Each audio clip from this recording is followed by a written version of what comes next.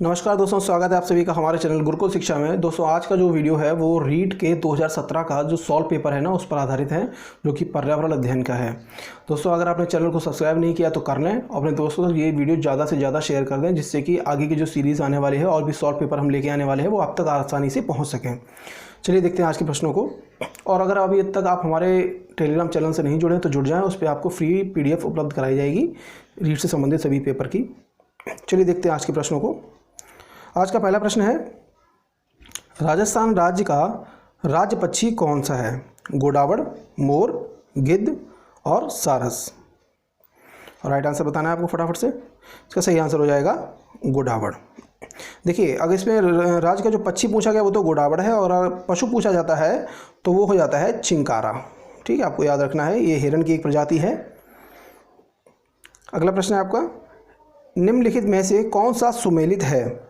आपको मतलब ये देख के बताना है कि जिसकी जो सोसाइटी या संस्थान दिए गए हैं वो किस शहर से संबंधित है। कौन सा ऑप्शन इसमें सही है? तो पहला आपका मुंबई नेचुरल हिस्ट्री सोसाइटी नई दिल्ली, भारतीय वनस्पति सर्वेक्षण कोलकाता, भारतीय वन्यजीव संस्थान कोयम्बटूर या राष्ट्रीय वनस्पति अनुसंधान संस्थान जोधपुर। आपको फटाफट से राइट आंसर बता देना है इसमें से। सही आंसर हो जाएगा आपका भारतीय वनस्पति सर्वेक्षण कोलकाता। ये आपका बिल्कुल सही आंसर है। जो भारतीय वनस्पति सर्वेक्षण है वो कोलकाता में स्थित है। प्रश्न नंबर 3 है, निम्नलिखित में से कौन सा नवीकरणीय ऊर्जा का स्रोत नहीं है? जीवाश्म ईंधन, जल विद्युत ऊर्जा, पवन ऊर्जा या सौर ऊर्जा। प्रश्न को ध्यान से आपको पढ़ना है।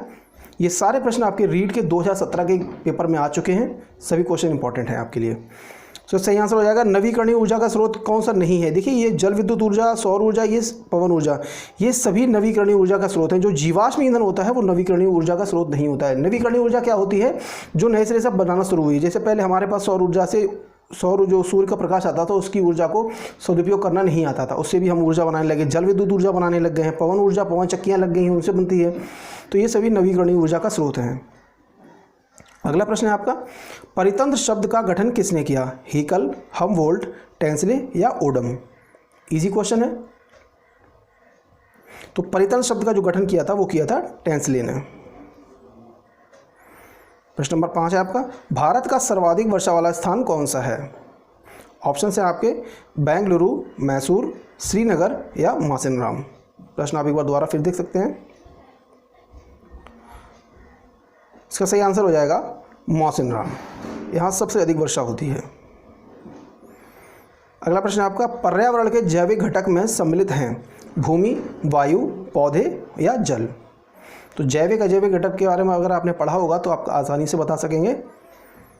सही आंसर हो जाएगा इसका, जैविक घटक की बात हो रही है तो सही आंसर हो जाएगा पौधे। जो भूमि, वायु, जल, ये सब अजैविक घटक होते हैं।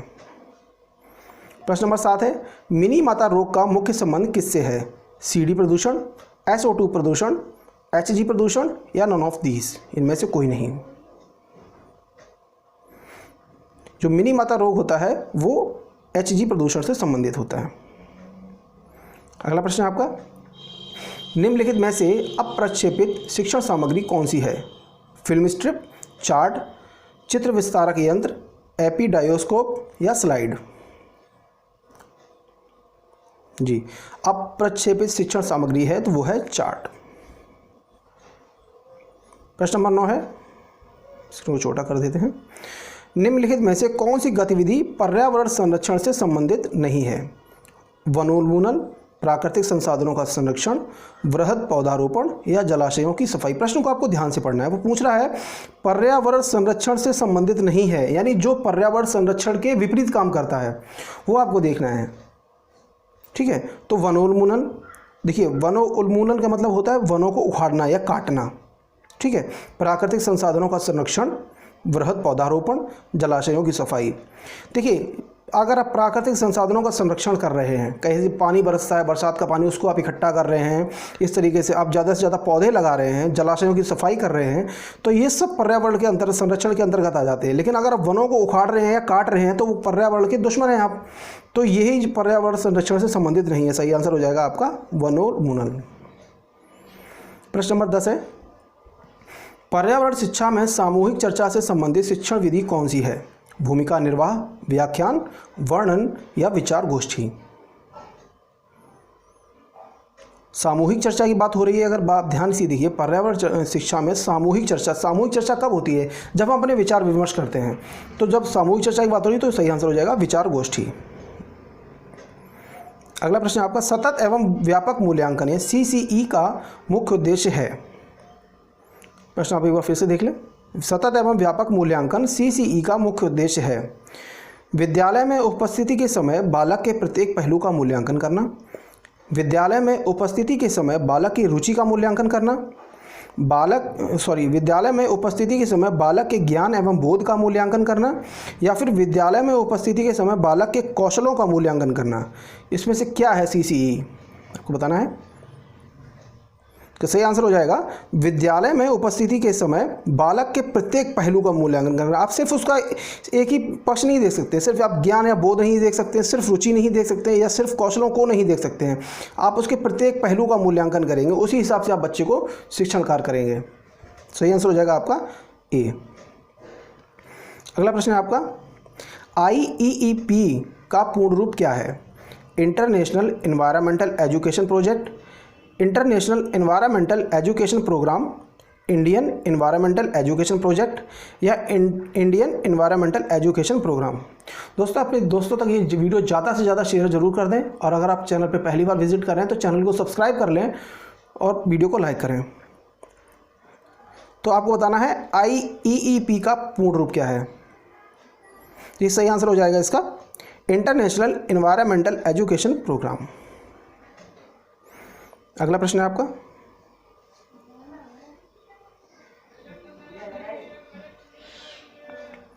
पर्यावरण अध्ययन शिक्षण के दौरान विद्यार्थियों की शैक्षिक उपलब्धियों को देखने के लिए निम्नलिखित में से किस आकलन सूचक का प्रयोग नहीं किया जाना चाहिए? अवलोकन करना, चर्चा करना, प्रयोग करना, या उपचारात्मक शिक्षण करना। प्रश्न आपको सही से देख लेना है, किस आकलन सूचक का प्रयोग नहीं किया जाना चाहिए, नहीं पे आपको गौर करना है, इस हिसाब से आंसर देना है। तो बिल्कुल सही इसका आंसर हो जाएगा उपचारात्मक शिक्षण करना। अगला प्रश्न है आपका, निम्नलिखित में से कौन सी विशेषता अच्छे शिक्षण की नहीं है? अच्छा शिक्षण क्रिया आधारित होता है, अच्छा शिक्षण लोकतांत्रिक होता है, अच्छा शिक्षण मूल्य आधारित नहीं होता है, या अच्छा शिक्षण सुव्यवस्थित निश्चित उद्देश्य युक्त होता है। तो प्रश्न आपसे कर रहा है कौन सी विशेषता अच्छे शिक्षण की नहीं है। सही आंसर हो जाएगा इसका आपका C, अच्छा शिक्षण मूल्य आधारित नहीं होता है। अगला प्रश्न है आपका प्रश्न नंबर 15, निम्नलिखित में से कौन सा विकल्प पर्यावरण अध्ययन की विषय वस्तु में सम्मिलित नहीं किया जाता? वन संरक्षण, राजनीतिक संरक्षण, जल संरक्षण, या मृदा संरक्षण। ये बहुत इजी क्वेश्चन आपसे बन जाना चाहिए। ये पर्यावरण की बात हो रही है यहाँ पर, तो आपको उस हिसाब से देख लेना है। तो सही आंसर हो जाएगा इसका राजनीतिक संरक्षण। देखिए, पर्यावरण की बात हो रही है तो वन संरक्षण, जल संरक्षण, ये सब पर्यावरण से संबंधित है। राजनीति जो है वो पर्यावरण से संबंधित नहीं है, तो इसका सही आंसर हो जाएगा B। अगला प्रश्न है आपका, निम्नलिखित में से कौन सा नियम अधिगम के प्रयास व त्रुटि से संबंधित नहीं है? पुनर्वलन का नियम, तत्परता का नियम, अभ्यास का नियम, या प्रभाव का नियम। इसी क्वेश्चन है, आपको पता होना चाहिए प्रयास व त्रुटि के सिद्धांत से संबंधित ये तीनों हैं। तो जो नहीं अगर बात करें नहीं है तो वो हो जाएगा पुनर्वलन का नियम।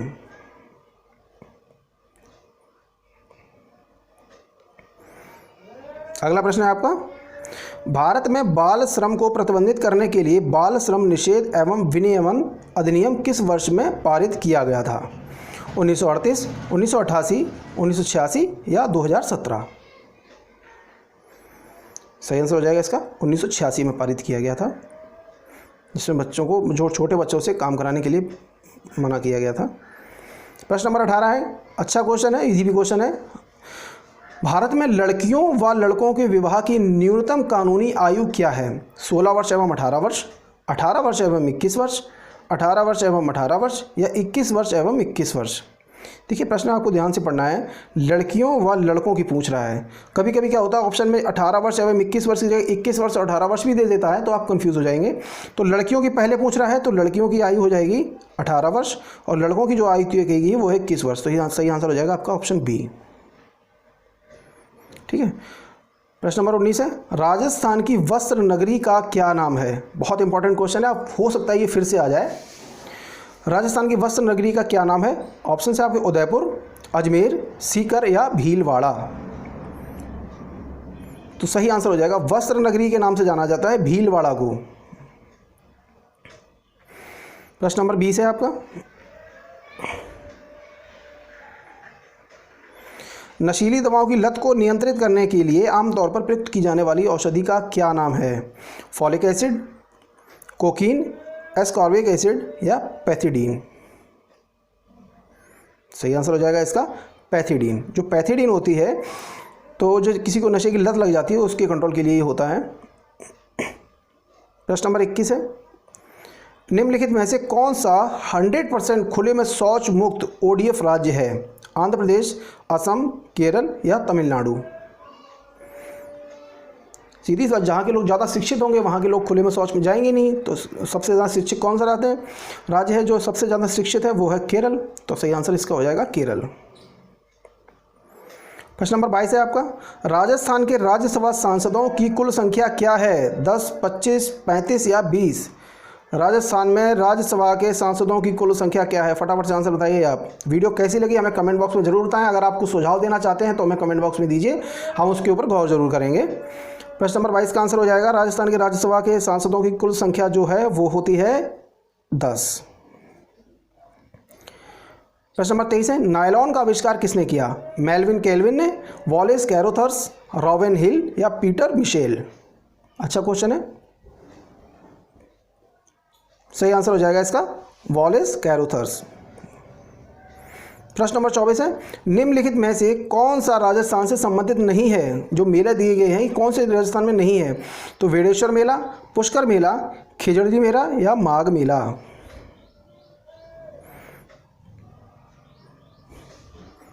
सही आंसर हो जाएगा माघ मेला। देखिए पुष्कर मेला ये सब आपको पता है अजमेर में होता है। इस तरीके से ये तीनों राजस्थान से संबंधित है, लेकिन माघ मेला जो वो राजस्थान से संबंधित नहीं है। प्रश्न नंबर 24 है, भारत में प्रथम यात्री रेलगाड़ी की शुरुआत कब हुई? 1920, 1856, 1853 या 1959। राइट आंसर हो जाएगा 1853 में। अगला प्रश्न है आपका, पीसी कल्चर क्या है? मधुमक्खी पालन, मछली पालन, मुर्गी पालन या उपर्युक्त में से कोई नहीं।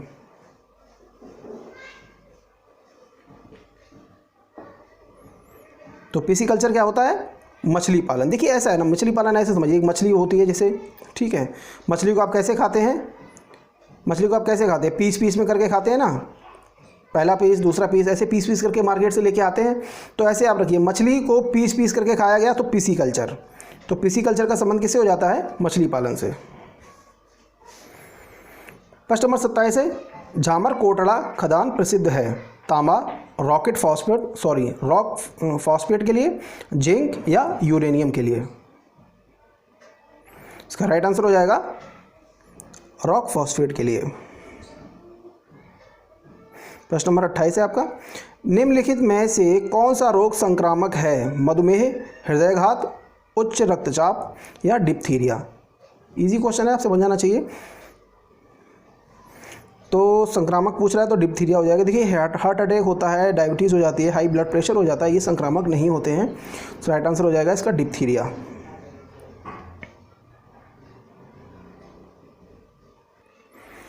अगला प्रश्न आपका 29 है, निम्नलिखित में से कौन सा परीक्षण HIV से प्रत्यक्ष संबंधित है? विडॉल, MP, ESR या एलिसा। ये जो 2017 का जो रीट का एग्ज़ाम हुआ था तब इसमें ये कॉमन अंक मिला था, इसका ये कॉमन अंक के रूप में ये दिया गया था, लेकिन इसका सही आंसर हो जाएगा एलिसा। जो टेस्ट होता है वो HIV से संबंधित होता है। प्रश्न नंबर 30 है आपका, भारत में पल्स पोलियो टीकाकरण कार्यक्रम कब आरंभ किया गया? 1985, 2005, 1995 या 1990। तो पल्स पोलियो टीकाकरण का कार्यक्रम प्रारंभ किया गया था वो किया गया था 1995 में।